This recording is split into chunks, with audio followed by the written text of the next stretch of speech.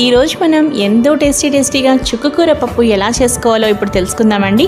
నేను చాలా రెసిపీస్ గోంగూర పప్పు, పాలకూర పప్పు, అలాగే ముద్దపప్పు రెసిపీ కూడా చాలా మంచి మెజర్మెంట్స్ ద్వారా ఎలా చేసుకోవాలి అనేది, అంటే కుక్కర్లో ఎలా ప్రిపేర్ చేయాలనేది చాలా మంచి వీడియోలు చేశానండి. ఆ వీడియోలు మీరు చూడాలనుకుంటే ఈ వీడియో కింద డిస్క్రిప్షన్ బాక్స్లో లింక్స్ ఇస్తాను, చూడండి. ఈరోజు మాత్రం చుక్కకూర పప్పు మనం ఎలాంటి కుక్కర్ వాడకుండా డైరెక్ట్గా స్టవ్ మీదే మనం ఎలా చేసుకోవాలో అనేది ఈరోజు మీకు నేను చూపించిపోతున్నాను, అది కూడా మంచి టిప్స్ ద్వారా. ఫస్ట్ మనం ఏం చేయాలంటే కందిపప్పు నీట్గా వాష్ చేసుకోవాలండి. దాని తర్వాత కందిపప్పులో తగినన్ని వాటర్ పోసుకోవాలన్నమాట. మీకు మెజర్మెంట్స్ కావాలంటే ముద్దపప్పు రెసిపీ అనేది నా ఛానల్లో ఉందండి, మీరు అది ఒకసారి చూస్తే మీకు తెలిసిపోతుంది ఎంత వాటర్ పోసుకోవాలనేది.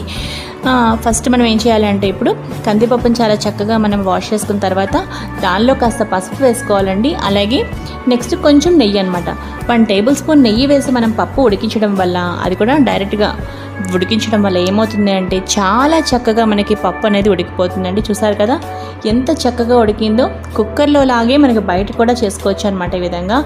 ఆ తర్వాత ఆ ఉడికిన పప్పులో ఏం చేయాలి అంటే చుక్కకూర వేసుకుంటున్నానండి నేను. చుక్కకూర మనం ఎక్కువగా తీసుకుంటే చక్కగా పుల్లగా చాలా బాగుంటుందండి.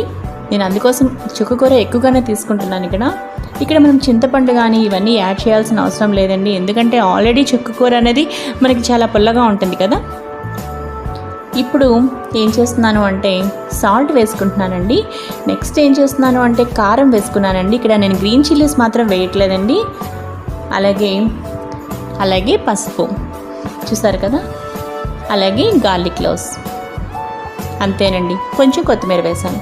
వాటిని చాలా చక్కగా కలిపి ఒక్కసారి బాగా మగ్గించి పక్కన పెట్టాను. ఈలోగా ఏంటి అంటే పోపు కోసం కొంచెం నూనె వేసుకుని దానిలో జీలకర్ర, ఆవాలు, ఎండుమిరపకాయలు బాగా ఒకసారి వేయించేసాను అనమాట. దాని తర్వాత కొంచెం ఇంగు పోపు పెట్టానండి. చూసారు కదా ఎంతో టేస్టీగా చుక్కకూర పప్పు మనకి చాలా బాగా రెడీ అయిపోయింది.